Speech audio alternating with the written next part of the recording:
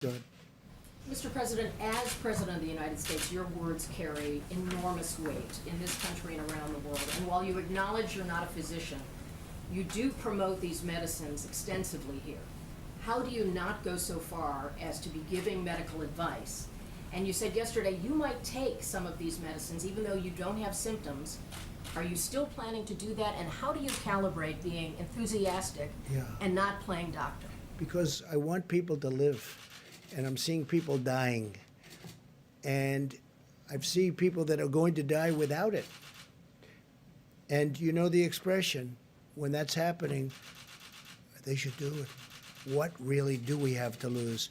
We also have, this medicine's been tested for many years for malaria and for lupus, so it's been out there. So it's a very strong, powerful medicine, but it doesn't kill people. We have some very good results and some very good tests. You've seen the same test that I have.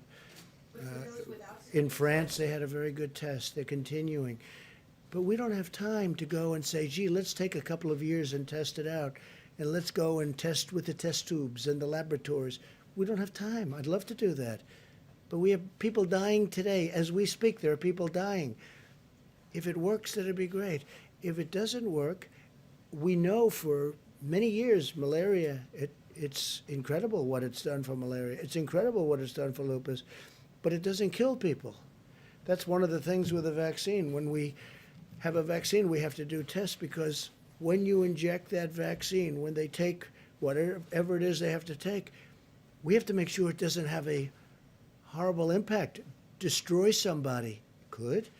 So we have to test it for a long period of time. This one, not so much because it's been out there. Now, I'm not acting as a doctor. I'm saying do what you want, but there are some good signs. You've read the signs. I've read the signs. With the other one, there's some very good signs also. Different going together works very well, but there may be an indication that if you have a problem with your heart, you shouldn't take what we call the Z-Pak.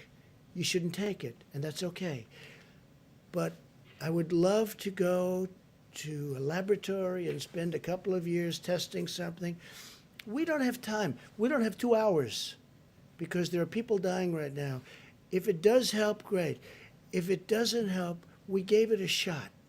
We gave it a shot. That's the way I feel. You know, we passed something. Yeah, I would be very serious about taking it.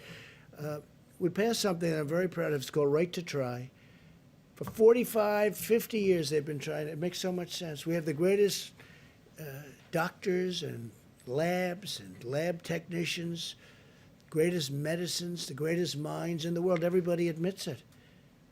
And when we're close to having something, or when we have something that tests incredibly well, you couldn't use it for years because they would take years and years to test. So with the help of also Democrats, I got it bipartisan, but they've been trying to get this passed for decades. You know that. It's called Right to Try. So a person would be diagnosed terminally ill from something.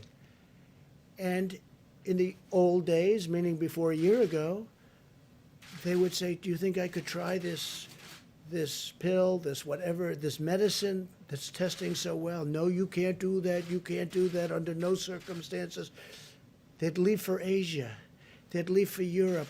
They'd leave for, if they had money. If they had no money, they'd go home and die with no hope. We got a thing called Right to Try.